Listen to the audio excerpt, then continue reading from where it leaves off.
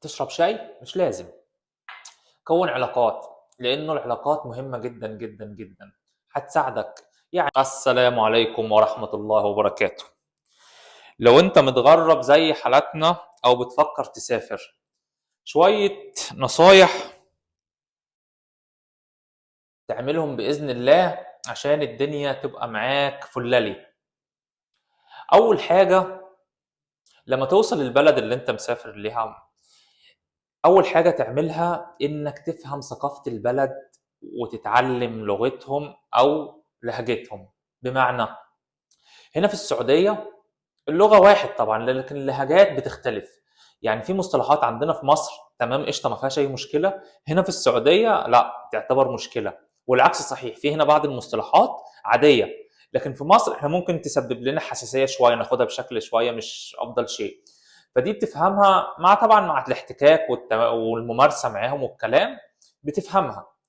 فدي خلّيها في أول حساباتك، إنك البلد اللي تسافر لها وعايز تاكل فيها عيش، تتعلم لغتها ولهجتها وتفهم الناس دي ثقافتها عاملة إزاي، لإنه ده هيسهّل عليك. الحاجة رقم 2، الغُربة صعبة، فأنت جاي هنا عشان تعمل فلوس وعشان تساعد أهلك وعشان تعمل لنَفْسك يعني نقلة. حاول إنك ما تبذّرش فلوسك شمال ويمين في الفاضي والمليان، لأ اصرف، بس اصرف بحكمة واصرف بعقل. تمام، نزّه نفسك واضبط حالك وكل حاجة ما فيش مشكلة، ما تحرمش نفسك ولا تبقى بخيل، بس خلّيك بحرص، لإنه طبعًا أنت عارف إن غُربتك صعبة، فحاول إنك تطلع منها بحاجة. الحاجة رقم 3، إنك تكوّن علاقات يا صديقي.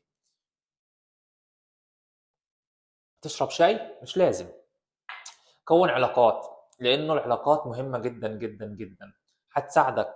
يعني لو مثلًا لا قدّر الله سِبت الشغل، العلاقات ممكن تجمع شغل تاني، هتسهّل لك مثلًا في فكرة السكن لو عايز تدخل مع حد أو لو عايز تاخد سكن برّه أو عامةً العلاقات مهمة جدًا، جدًا، جدًا، سواء في البلد اللي أنت فيها أو في البلد اللي أنت هتسافر ليها بإذن الله أو البلد اللي حاليًا أنت شغّال فيها. حاول تكوّن علاقات قدر المستطاع، لإنه العلاقات هتسندك، لإنك في الغُربة تبقى وحيد هتتكعبل.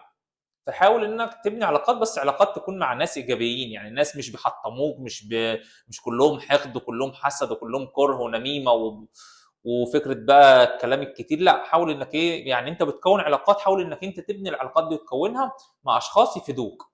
الحاجة رقم 4 ودي مهمة جدًا، جدًا، التواصل مع الأهل. مش معنى إنك أنت سافرت إنك خلاص بقى أنت بتيجي من الدوام بتعمل الأكل وبترجع تنام. لأ، الكلام ده مش صح.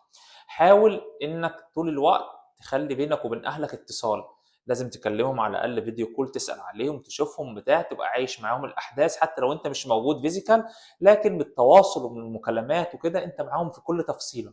فحاول إنك ما تقطعش، ما تقولش بقى أصل أنا هنا عندي الدوام وأنا هنا لسه هاروّح أعمل أكل، لأ، لازم تفضّي وقت من وقتك لأهلك. ودي ضروري، ضروري، ضروري. مش معنى إن أنا ذكرتها في الآخر إن هي ما تبقاش مهمة، لأ، أنا خلّيتها في الآخر عشان دي نقطة مهمة، مهمة، مهمة، خلّيها على رأس أولوياتك. أهلك، ثم أهلك، ثم أهلك. حاول دايمًا إنك أنت تكون متواصل معاهم في كل التفاصيل وتشاركهم يومك ويشاركوك يومك حتى لو من خلال مكالمة. بس يا صديقي، أشوفكم في فيديو تاني، وما تنساش تشترك في القناة وتعمل لايك لو الفيديو عجبك وتشيره لحد من صحابك لو بيفكر يسافر أو هو فعلا سافر بالفعل، عشان كلنا نساعد بعض. السلام عليكم.